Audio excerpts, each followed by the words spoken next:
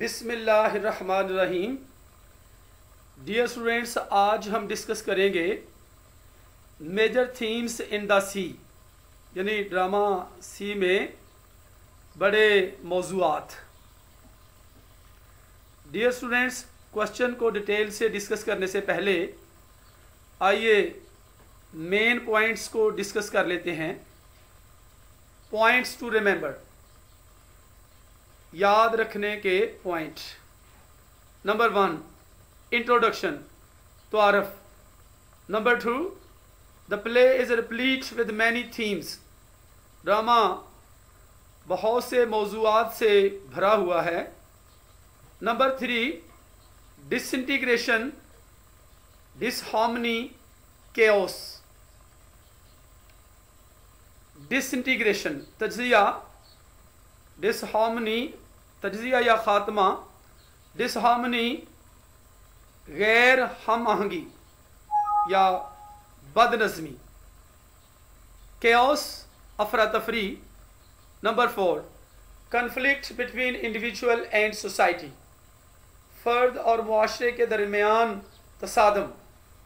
Number 5, political, moral and economic collapse.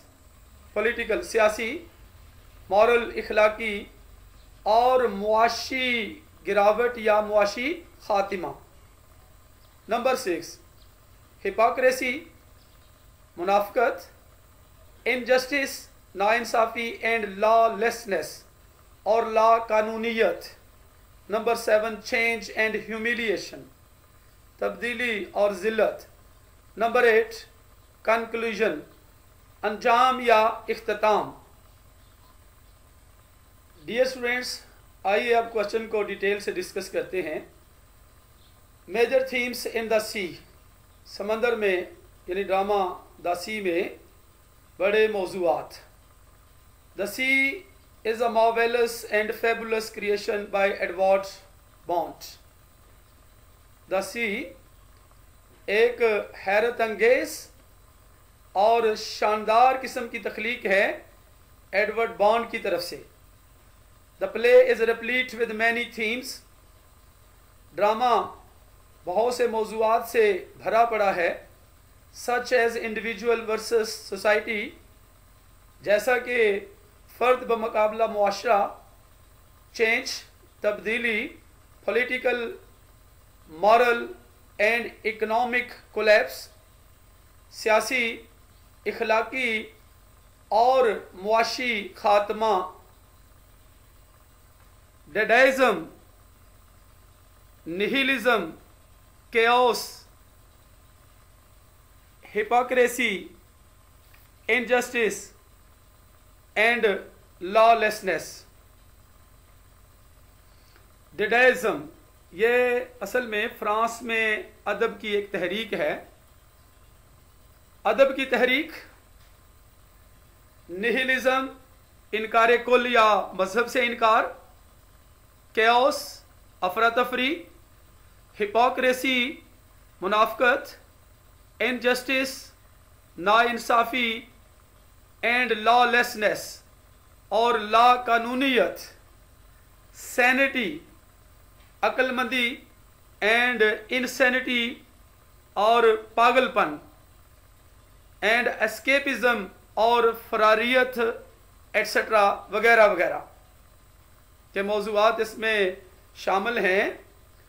Actually, दरअसल या दर हकीकत, द सी प्रिलिमिनरी, समंदर जो है इब्तदाई तौर पर रिवील्स डिसइंटीग्रेशन, तो रिवील करता है, जाहिर करता है डिसइंटीग्रेशन को, इंतशार को जाहिर करता है, डिसहार्मनी को, बदनज़मी को, डिस्ट्रस्ट, बदइत्मादी, केओस, अफरा तफरी एंड डिलापिडेशन और बर्बादी या वीरानी को जाहिर करता है। ऑपरी वॉर वर्ल्ड, यानी जंग अजीम से पहले की तबाही बर्बादी या इन चीज़ों को वो जाहिर करता है। The threat of the looming world war was so devastating.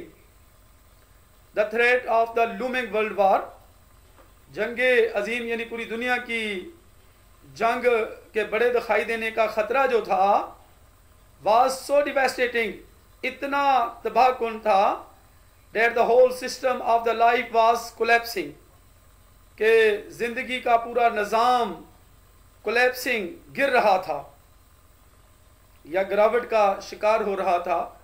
Number 1, the conflict between individual versus society was one of the major themes in early 20th century literature.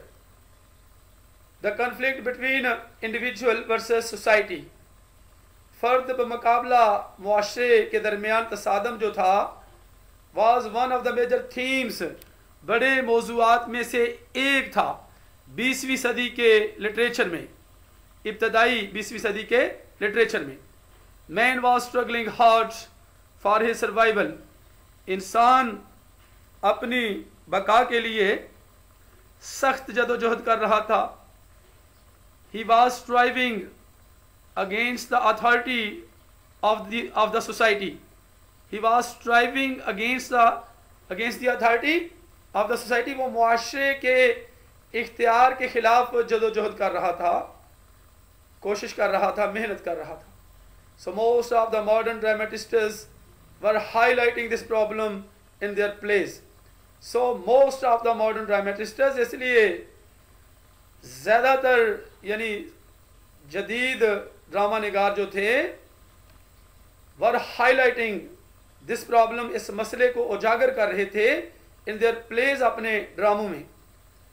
Edward Bond in his play The Sea, Edward Bond ने अपने ड्रामे the sea में has shown that all the characters in the play, जाहिर किया है, दिखाया है कि ड्रामे में तमाम किरदार strive for a dignified place in society, मेहनत करते हैं, जदोजहद करते हैं फॉर अ डिग्निफाइड प्लेस, एक बावकार मकाम हासिल करने के लिए इन सोसाइटी, मुआशरे में. Mrs Rafi is an authoritative woman. Mrs Rafi एक तहकमाना खातून है, हुक्म चलाने वाली. who wants to rule and tame others, जो दूसरों पर हुकूमत करना चाहती है और उनको सधाना चाहती है according to her own will, अपनी मर्जी के मुताबिक. she wants to be honored by everyone in the society, वो चाहती है कि मुआशरे में हर कोई उसकी इज्जत करे. by hook or by crook, हर अच्छे बुरे तरीके से. That's why, यही वजह है, all the time she pretends to belong to high class, वो हर वक्त जाहिरदारी से काम लेती है आला तबके से ताल्लुक़ रखने के. she says to Hatch, वो हैच से कहती है, you offer only shoddy, how can you attract a discriminating and rewarding class of client? You offer only shoddy, तुम सिर्फ नकली या नाकस किस्म का मवाद जो है वो पेश करते हो. How can you attract, तुम कैसे मतवज्जो कर सकते हो जी शऊर या साहब तमीज़ और रिवार्डिंग और फ़ायदा मंद क्लास ऑफ क्लाइंट, गाहक या ख़रीदार के तबके को कैसे तुम मतवज्जो कर सकते हो. She was इकोनॉमिकली हालो, वो इक़्तिसादी तौर पर, मुआशी तौर पर खोखली थी. but shows great taste of clothing by mentioning Turkish carpet, Japanese nansuk, etc. लेकिन वो बहुत बड़ा ज़ौक़ ज़ाहिर करती है कपड़ों के बारे में, जिक्र करके, मेंशन करके टर्किश, तुर्की के कालीन को, जापान के नेनसूक को. तो नेनसूक असल में हल्की बारीक सादा मलमल होती है, वगैरह को पसंद करके. She is not well off enough to afford expensive curtains, वो इतनी दौलतमंद नहीं है कि कीमती पर्दों के खर्च को बर्दाश्त कर सके या कीमती पर्दों को ख़रीदने की माली ताकत रखती हो, yet she orders for them, अलबत्ता वो उनका ऑर्डर दे देती है, हुक्म दे देती है, but refuse to pay for them, लेकिन उनकी अदायगी करने से इनकार कर देती है। To be honourable and authoritative, काबिल इज़्ज़त या मुअज़्ज़ज़ और तहकमाना होने के लिए, शी इवन स्कोल्स अदर्स, यहाँ तक कि वह दूसरों को झिड़कती है, डांटती है। She assigns Mafanwy the character of a dog, वो मफेनवी को एक कुत्ते का किरदार सौंपती है। And she herself becomes Eurydice the heroine in the play, और वो खुद को यूरिडिस बनाती है जो कि ड्रामे में एक हीरोइन है। Hatch is a Draper who's worried about his honor before his friends and suppliers. Hatch एक बज़ाज़ है जो अपनी इज़्ज़त के बारे में परेशान है अपने दोस्तों के सामने और सप्लायर्स के सामने, मुहैया करने वालों के सामने। He is also afraid that his business is collapsing, वो इस बात से भी खौफज़दा है कि उसका कारोबार जो है वो गिर रहा है, कम हो रहा है। Conspiracies to scare others by talking about UFOs or foreign creatures. Conspiracies करता है, साजिशें करता है, to scare others, दूसरों को डराने के लिए, खौफज़दा करने के लिए, by talking about UFOs के बारे में बातें करके, unidentified objects के बारे में बातें करके, या गैर मुल्की मखलूक के बारे में बातें करके वो दूसरों को डराने की साजिश भी करता है। Collins also dies in a struggle to get his love, Colin भी अपनी मोहब्बत को हासिल करने की कोशिश में मर जाता है। Evens is living a life of recluse, Evens एक तन्हाई पसंद जिंदगी गुजार रहा है। बिकॉज ही इज डेस्परेट, क्योंकि वो मायूस है। And can not fulfil the demands of society, और मुआशरे की डिमांड्स को, मुतालबात को पूरा नहीं कर सकता। Willy and Rose have to leave the town to have a better future, Willy और रोज को कस्बे को छोड़ना पड़ता है to have a better future, बेहतर मुस्तकबिल हासिल करने के लिए। इन शॉर्ट, अल मुख्तसर, all the characters in the play are striving and struggling hard, ड्रामे में तमाम किरदार मेहनत कर रहे हैं और कोशिश कर रहे हैं, जदोजहद कर रहे हैं। अगेंस्ट द अनफेवरेबल सर्कमस्टेंसेस, नासाजगार हालात या वाक़यात के खिलाफ, फॉर देयर एग्जिस्टेंस, अपने वजूद के लिए, यानी अपने वजूद को कायम रखने के लिए। Number 2, change is one of the most important themes of the play, तब्दीली जो है ड्रामे के इंतहाई अहम मौज़ूआत में से एक है।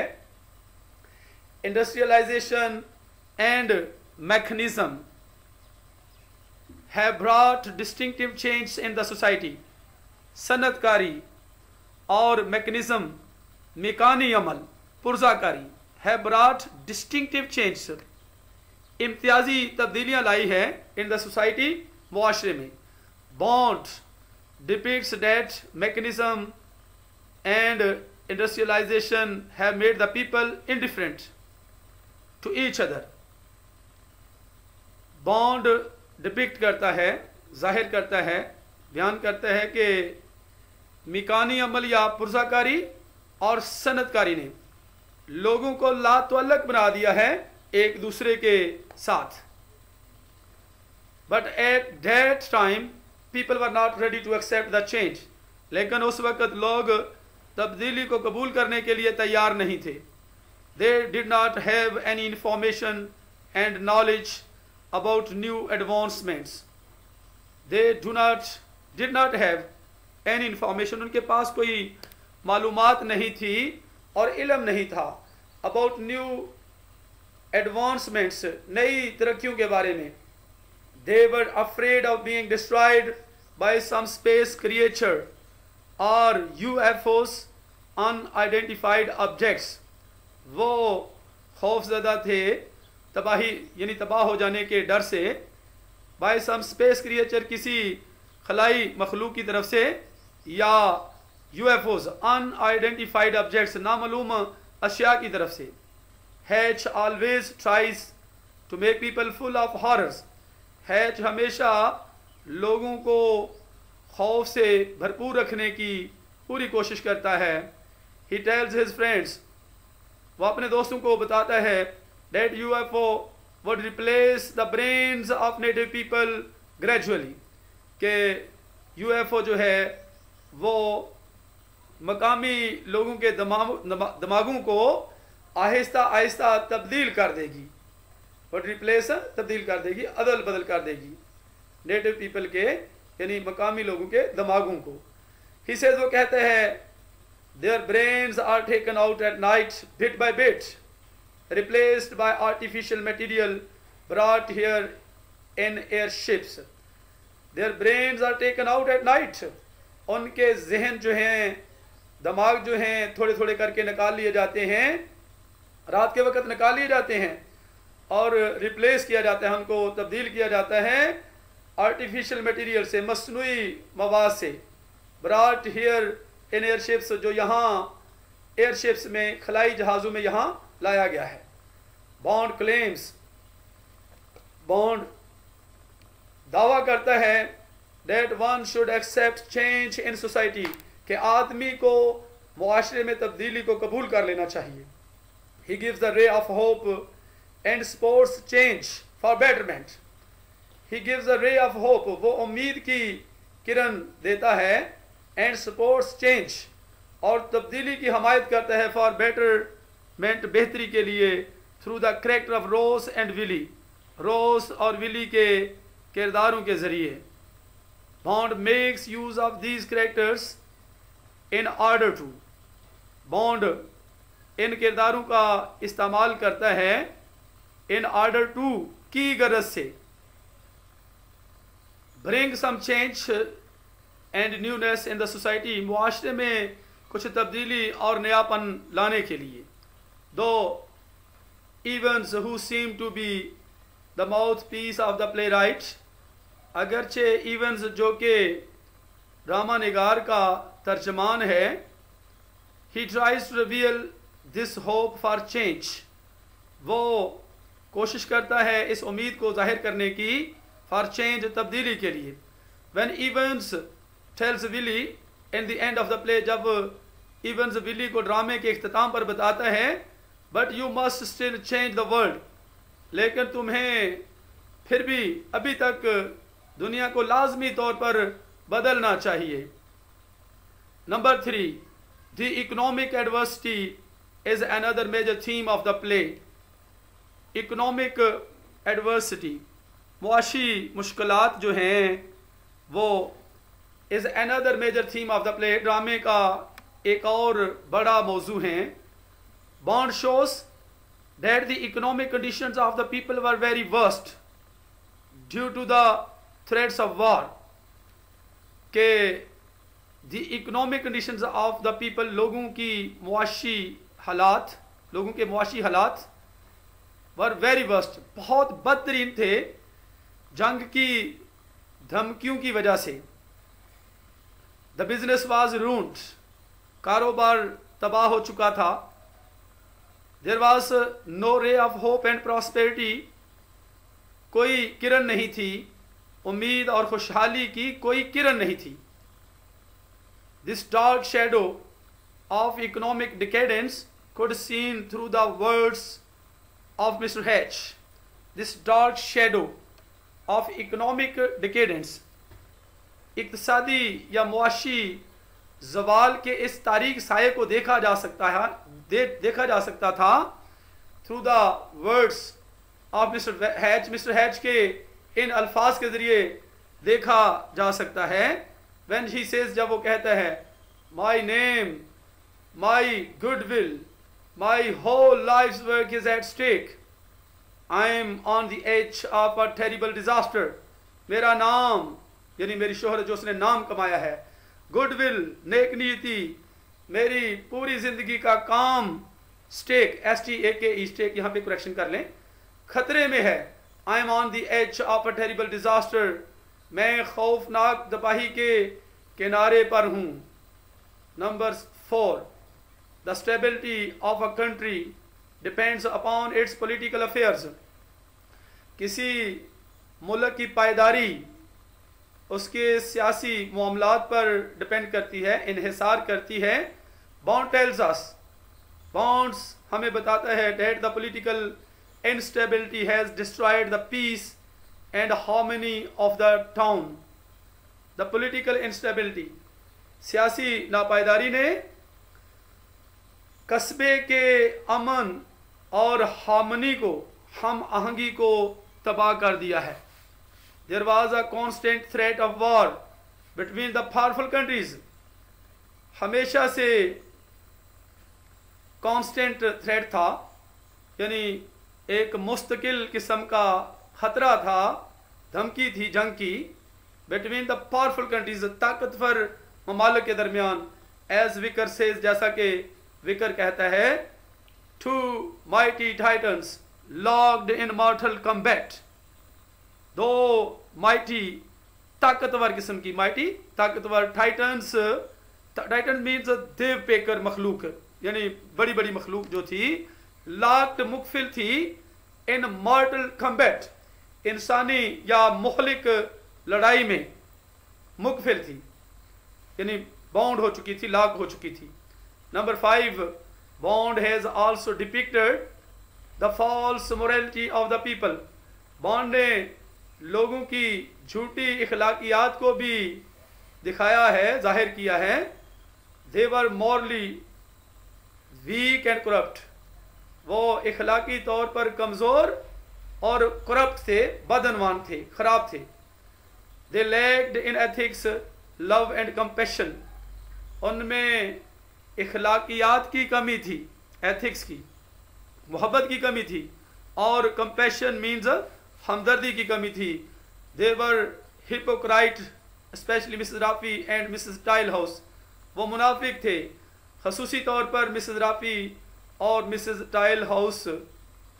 Number 6, there is also the themes of Dadaism and nihilism in the play, there is also the themes, मौज़ूआत भी हैं डेडाइज्म के, फ्रांस में अदब की तहरीक और इनकार कुल, यानी मजहब से इनकार के मौज़ूआत भी हैं इस ड्रामे में। द प्ले बिलोंग्स टू 1907, ड्रामा 1907 से ताल्लुक़ रखता है। It was a period when the shadow of mass destruction was looming over the heads of people. It was a period, ये एक ऐसा दौरानिया था, ये एक ऐसा दौर था जब बड़े पैमाने पर तबाही का साया लोगों के सरों पर बड़े पैमाने पर था, यानी मुंडला रहा था। The world was in a terrible state of chaos, दुनिया अफरा तफरी की खौफनाक हालत में थी। The peaceful harmony of life was disturbed bye the threat of war. The peaceful harmony of life, जिंदगी की और अमन पुरसकून हम आहंगी वॉज डिस्टर्ब्ड हो गई थी, परेशान हो चुकी थी, by the threat of war, जंग की धमकी की वजह से। The army man always spoiled the peace of the people by firing all the time. Army man, फौज वाले आदमी जो थे, हमेशा लोगों के अमन को ख़राब कर देते थे, बाय फायरिंग, फायर करके, ऑल द टाइम, हर वक्त फायरिंग करके लोगों के अमन को ख़राब कर देते थे। In the play we hear the noise of firing at many, ड्रामे में we hear the noise of firing, हम फायरिंग का शोर सुनते हैं, एट मैनी, बहुत से, टाइम्स, यानी मैनी टाइम्स, बहुत से वक्तों में। इट क्रिएट्स डिस्टर्बेंस, ये रुकावट पैदा करता है। When Miss Rafi with other characters rehearse their play, जब मिस राफ़ी दूसरे किरदारों के साथ अपने ड्रामे की दोहराई करती है, मशक करती है। All the actors stop there activity because of the firing. तमाम एक्टर फायरिंग की वजह से अपनी सरगर्मी को रोक देते हैं। एज मिसेस राफी सेज, जैसा कि मिसेस राफी कहती है, the mood of art has been founded away. Art, फन या आर्ट के मजाज को पामाल किया गया है। But one can play lutes to the sound of gun fire. लेकिन कोई भी या आदमी गन फायर की आवाज में सतार नहीं बजा सकता। Number 7, Bond has also discussed the dutylessness and injustice in the society. Bond ने मुआशरे में अपना फर्ज अदा ना करने को, ड्यूटीलेसनेस को और ना इंसाफी को भी बहस की है, डिस्कस किया है। No one has honest and sincere with his job and duty. कोई भी अपने काम और फर्ज से ईमानदार और मुखलिस नहीं है। Colin dies due to the dutylessness of sea gods. Colin समंदरी मुहाफ़िज़ों के या साहिल समंदर के मुहाफ़िज़ों की ड्यूटीलेसनेस की वजह से, यानी अपने फ़र्ज से कोताही की वजह से मर जाता है। We see that sea god constables and sentry all are dutyless and dishonest. हम देखते हैं कि समंदर के मुहाफ़िज़, कॉन्स्टेबल्स, सिपाही एंड सेंट्री और संतरी या पहरेदार, ऑल आर ड्यूटीलेस, सब फ़र्ज से कोताही करते हैं, अपनी ड्यूटी सही तरह से सर अंजाम नहीं देते और बदयानत हैं। एज मिसेस राफी से, जैसा कि मिसेस राफी कहती है, I shall go and alert the town constable. मैं जाऊंगी और कस्बे के सिपाही को होशियार करूंगी। As it is only midday, जैसा कि अभी तक तो सिर्फ दोपहर है, अभी तो दोपहर हुई है। I suppose he still in bed. मेरा ख्याल है कि वो अभी तक बेड पर होगा, बिस्तर पर होगा। Number 8, another theme is sanity versus insanity. तो दूसरा मौजू जो है वो अक्लमंदी बमुकाबला पागलपन है। Bond gives a beautiful picture of this aspect through the character of events. Bonds gives a beautiful picture, एक खूबसूरत तस्वीर पेश करता है इस पहलू की, through the character of events, events के किरदार के जरिए। He always remains intoxicated due to excessive drink. वो हमेशा मदहोश रहता है हद से ज़्यादा शराब नोशी करने की वजह से, हद से ज़्यादा या बहुत ज़्यादा शराब पीने की वजह से वो हमेशा मदहोश रहता है, मस्त रहता है। He does not want to face and confront the realities of life. वो जिंदगी की हकीकतों का सामना और मुकाबला करना नहीं चाहता है। It seems that he does not want to come out of his insanity. ऐसा लगता है कि वो अपनी insanity से, दीवानगी से, पागलपन से बाहर निकलना नहीं चाहता। But लेकिन Indeed he is a sane and responsible man. लेकिन दर हकीकत वो एक अक्लमंद और जिम्मेदार आदमी है। As he tells Willie, जैसा कि वो विली को बताता है, I drink to keep sane. मैं अक्लमंद रहने के लिए पीता हूँ। There is no harm in the little I drink. थोड़ी सी जो मैं पीता हूँ, इस पीने में कोई नुकसान नहीं है। Number 9, Bond has shown the chaotic picture of the town. Bond ने कस्बे की बेतरतीब तस्वीर को जाहिर किया है, को भी दिखाया है। In fact, the play deals with this theme.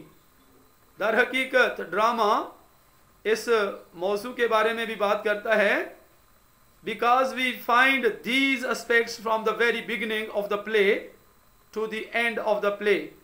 क्योंकि हम इन पहलुओं को ड्रामे के बहुत शुरू से लेकर ड्रामे के इख्तिताम तक हम इनको पाते हैं, देखते हैं। Death and destruction were ruling everywhere मौत और तबाही हर जगह पर हुक्मरानी कर रही थी। इन द टाउन, कस्बे में। Even the title the sea spreads the feelings of doom, यहाँ तक कि ड्रामे का अनवान spreads the feelings of doom, तबाही के एहसासात को फैलाता है। डिलैपिडेशन एंड डिवास्टेशन, डिलैपिडेशन वीरानी या बर्बादी, और डिवास्टेशन तबाही बर्बादी के एहसासात को फैलाता है। The sea itself is the symbol of life and death, समंदर बजाते खुद जिंदगी और मौत की अलामत है। But here it plays the role of destruction more than hope and life, लेकिन यहाँ पर ये तबाही का ज्यादा किरदार अदा करता है देन होप एंड लाइफ, उम्मीद और जिंदगी की निस्बत। At the very outset Mafanwy says, बहुत शुरू में, बहुत आगाज में मफेनवी कहती है, in this town you can't get away from sea, इस कस्बे में तुम समंदर से फरार नहीं हो सकते। And on one occasion Mrs Tilehouse says, और एक मौके पर मिसेस टाइल हाउस कहती है, this terrible sea, this terrible life, ये खौफनाक समंदर, ये खौफनाक जिंदगी। Number 10, humiliation is also one of the important themes. Humiliation, तजलील या बेइज्जती, is also one of the important themes, अहम मौज़ूआत में से एक है। तजलील या बेइज्जती भी अहम मौज़ूआत में से एक है। Everyone is busy in degrading each other, हर एक दूसरे को डिग्रेड करने में, नीचा दिखाने में मसरूफ है।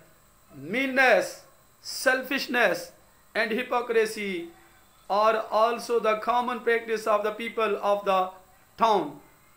मीननेस, कमीनगी, सेल्फिशनेस, खुदगर्जी और मुनाफकत, और आल्सो द कॉमन प्रैक्टिस भी आम मशक हैं of the people of the town, कस्बे के लोगों की। Mr Rafi is the best example of all these aspects. Mr Rafi इन तमाम पहलुओं की बेहतरीन मिसाल है। She is a woman with authoritative nature, वो एक खातून है अथॉरिटेटिव नेचर के साथ, तहकमाना फितरत के साथ वो एक खातून है। She is bully and rules over the village like a bee queen, वो डराने वाली है, धमकाने वाली है, और rules over the village like a bee queen, और शहद की मलका, शहद की मक्खी जो है मलका, उसकी तरह गांव पर हुकूमत करती है। She says to her servant, वो अपने नौकर से कहती है, get back to the house, घर वापस आ जाओ। I pay you to work in my garden, not to come here and idle and gossip, मैं तुम्हें बाग में काम करने के पैसे देती हूँ, तो इस वजह से नहीं कि तुम कम यहाँ आओ और नकम्मे या नकारा बैठे रहो और गपशप लगाते रहो, इस बात के पैसे मैं तुम्हें नहीं देती हूँ, मैं तुम्हें काम के पैसे देती हूँ। The play within play is another example of dehumanization in which Mrs. Rafi gives the role of a dog to Mafenvi. The play within play, ड्रामे के अंदर ड्रामा जो है is another example, एक और मिसाल है of dehumanization, सल्बे इंसानियत की या गैर इंसानी होने की। In which Mrs. Rafi gives the role of a dog to Mafenvi, जिसने मिसेस राफी मफानवी को कुत्ते का, एक कुत्ते का किरदार देती है।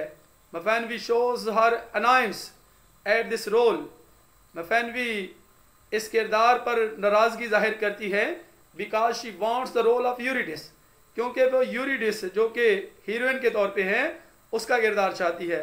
शी एंगरली सेज, वो नाराज़गी से कहती है, why must I be a dog, मुझे क्यों एक कुत्ता होना चाहिए। Last I was the monkey, पिछले में यानी पिछली बार मैं बंदर थी, तो यानी वो इस बात पे नाराज़गी का इजहार करती है कि अब मैं कुत्ते का किरदार अदा नहीं करूँगी, क्योंकि पिछले में मुझे मंकी का दिया था, बंदर का दिया था, और अब वो चाहती है कि यूरिडिस जो कि ड्रामे की हीरोइन है उसका किरदार दिया जाए। लेकिन मिसेस राफी जो है वो किसी भी सूरत में यूरिडिस यानी हीरोइन का किरदार किसी और को नहीं देना चाहती, बल्कि वो खुद इस किरदार को अदा करना चाहती है। After Collins death his dead body was also humiliated and degraded by Hatch. Collins की वफात के बाद उसकी लाश को, मुर्दा जिस्म को भी ह्यूमिलिएट किया गया, जलील किया गया, तजलील की गई और डिग्रेडेड किया गया, हैच की तरफ से नीचा दिखाया गया। He stabs his knife into his body, वो उसके जिस्म में चाकू चुभोता है, and says in mood of frenzy, और जुनून या पागलपन या दीवानगी के मजाज में कहता है kill it kill it kill it, इसे मारो इसे मारो इसे मारो, डेड फिल्दी बीस्ट, इस गंदे जानवर को मारो। Number 12, not only his dead body but the ashes of his dead body also become the victim of degradation. ना सिर्फ उसका मुर्दा जिस्म यानी उसकी लाश, बल्कि the ashes of his dead body, उसकी लाश की राह को भी become the victim of degradation, जिल्लत या रसवाई का शिकार हो जाती है। इन द बरियल सेरेमनी, कफन दफन या तदफीन की रस्म में, the urn was dropped by Jilly, खाकदान जो है वो जिली की तरफ से गिरा दिया गया। And the ashes were spreaded and scattered in the air, और राख जो है वो फैला दी गई और मुंतशिर कर दी गई हवा में। मिसेस राफी कहती है that's what she wants to do alone, यही कुछ है जो वो तन्हा करना चाहती है। She wants to scatter them, वो उनको बखेर देना चाहती है। Well let her, I want, well ठीक है, अच्छा तो उसे करने दो, आई वांट, मैं नहीं करूँगी। The sea is a picture of such a society. समंदर, the sea, ऐसे मुआशरे की एक तस्वीर है which is full of carelessness, selfishness and meanness, जो संग दिली से, खुदगर्जी से और तंग नजरी या कमीनगी से भरा पड़ा है। But we have the two characters, लेकिन हमारे पास दो किरदार हैं which are the symbols of love, जो कि मोहब्बत की अलामत हैं। प्योरिटी एंड कंपैशन, पाकीज़गी और हमदर्दी की अलामत हैं, यानी मोहब्बत, पाकीज़गी और हमदर्दी की अलामत हैं। Colin and Rose are the only characters who manifest theme of nobility, purity and sincerity. Colin और रोज सिर्फ ऐसे किरदार हैं जो जाहिर करते हैं, आयां करते हैं मौजू को, शराफत, नोबेलिटी, प्योरिटी, पाकीज़गी और सिंसियरिटी और इखलास के मौजू को आयां करते हैं। To conclude we can say, अंजाम करने के लिए, इख्तिताम करने के लिए, वी कैन से, हम कह सकते हैं that bond is a professional play right, कि बॉन्ड एक पेशावर ड्रामा निगार है। He has written various types of plays with various themes. उसने मुख्तलिफ किस्म के ड्रामे लिखे हैं मुख्तलिफ किस्म के मौज़ूआत के साथ। In the sea, he has discussed the theme of change, individual versus society, sanity versus insanity, dadaism, economic and political collapse, nihilism.